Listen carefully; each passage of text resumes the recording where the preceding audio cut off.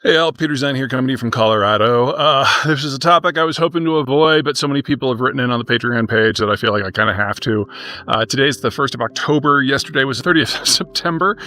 And yesterday was the day that Secretary of Defense Pete Hegseth and the U.S. President Donald Trump addressed the entire coterie of American generals who were flown in for the speeches. Honestly, it reminded me of Gaddafi of Libya or Fidel Castro of Cuba in their later decades when they would stand in front of an audience just blah, blah, blah, blah about nothing for hours.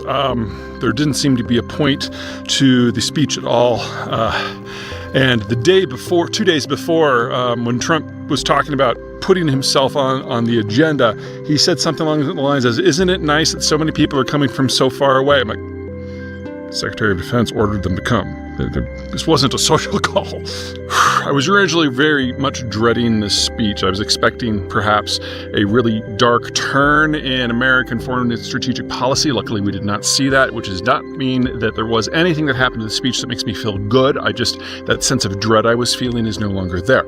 So let's start with Hegseth, because that was the more substantive context, and then we'll move on to Donald Trump. Pete Hegseth, least qualified defense secretary in American history. His words, not mine. I just happen to agree with him. He said them during his confirmation hearing. He actually said somebody who doesn't know anything about this sector whatsoever, if they were to go in, could actually do better than any of the secretaries of defense that we've had since World War II. He has proven that to be laughably inaccurate at this point. Most of his speech was spent on the culture war. Basically, it was like he was giving a long monologue back from when he was on Fox News as a correspondent. Very, very short version. He made it very clear that any sort of protections that existed for any sort of group, whether it's women or blacks or whatever, they were all going away. The physical requirements for anyone who is in a combat role will be based on men, which basically will exclude 80 to 90% of women who are already serving from continuing if these policies are instituted. Keep in mind that the United States is going through demographic decline, and the single largest growth unit in terms of recruitment for the military for the last half decade has been women, especially as we move to a more technical military. So by establishing these criteria, we're basically guaranteeing that we're not going to be able to hit our recruitment numbers, and it's going to make hitting the technical numbers very, very difficult. Probably what this will mean is the United States will have to take a page from what it did during the war on terror, specifically in Iraq, and start paying six-figure salaries to contractors because we can't generate the staff that is necessary. So from a strategic, technical, recruiting, equity, and especially warfighting capability, this is just a series of horrible ideas. He also made it very clear that all of these generals who have decades of experience, if they don't like it, they can quit, which is, how it's supposed to go with policy, but he was kind of rude about it. Anyway, I spoke to a number of people who were in the room, and let's just say that Secretary Hegseth is not exactly well respected because of his lack of credentials. And while some secretaries, like say Secretary Rollins in Agriculture, came in not knowing much, but really put her nose to the grindstone in order to school herself up on the issues in play, Hegseth has done nothing like that. He hasn't even built a senior staff yet. So he does a lot of proclamations like this speech today or yesterday, and then he goes and does some social media or maybe pumps iron with the troops, because that's what a Secretary of Defense is apparently supposed to be. My favorite line from someone in the room was that if Secretary Hegseth just wanted to remind us all that he was incompetent and not worthy of the position, he could have just done that in an email. It's like, harsh. Then Donald Trump. Oh, okay. So we're going to append the full text of both speeches, Hegseth and Trump's, to you so you can read this for yourselves.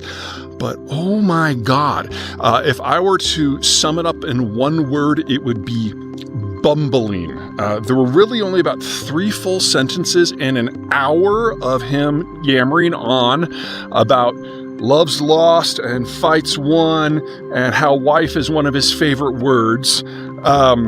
And it was obvious when those 3 sentences came up because he was reading directly from the teleprompter.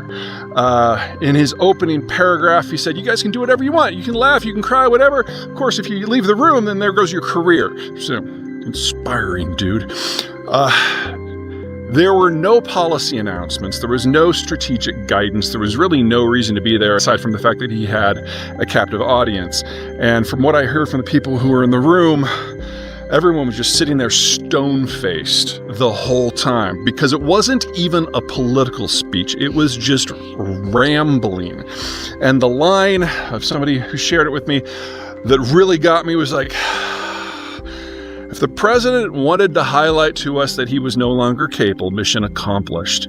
I'll let you read the speech yourself. I'll let you decide for yourself. The one item that did perk people's ears up is when the president said that he was considering using American cities as proving grounds for the U.S. military. There is not a successful country in human history that has done that, because once you turn the defenders of the nation on the citizens, then the social contract is broken and you need something new that is based on fear. That is the downfall of the Roman Empire and the Hittites and the Byzantines and any number of things since. You keep your internal security forces and your external security forces separate at all costs. And yes, Portland annoys me too. But the idea that you're going to use Chicago or Nashville or anything else as a training ground? No.